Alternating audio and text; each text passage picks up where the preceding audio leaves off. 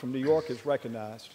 Mr. Speaker, I rise in support of this measure, and I yield myself as much time as I may consume. Gentleman's recognized.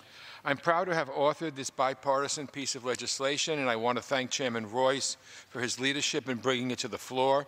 I also want to thank Congressman Poe, McCall, Keating, and Adam Smith for joining me as original co-sponsors. Around the world, levels of violence are at a 25-year high, driving massive instability.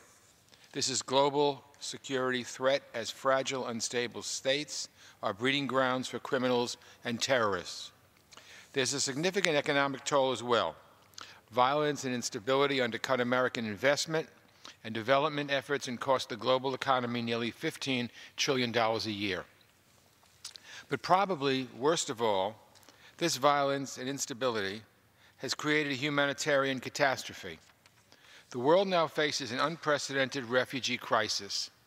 68.5 million people have left their homes. This is the highest level ever recorded. So naturally, we need to do more to end this violence and instability and prevent it from happening in the first place. Over the years, we've learned a lot about what works to stabilize countries, stabilize conflicts, and prevent violence from breaking out. We need to update our government policies to implement those lessons. This bill does just that by establishing an initiative to reduce fragility and violence and to align American policy and programs with best practices.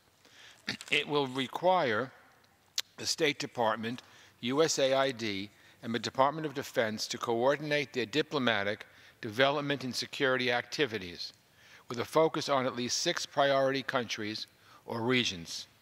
It also requires innovative approaches to coordinate our work with partners, measure results, and adapt to changing conditions. And finally, it mandates robust oversight to ensure our efforts are implemented effectively.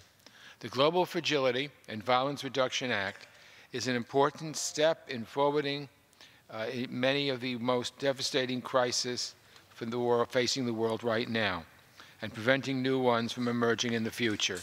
So I'm very happy to have authored this legislation, and I urge my colleagues to join me in passing it today, and I reserve the balance of my time. The gentleman reserves the balance of his time. The gentleman from California is recognized.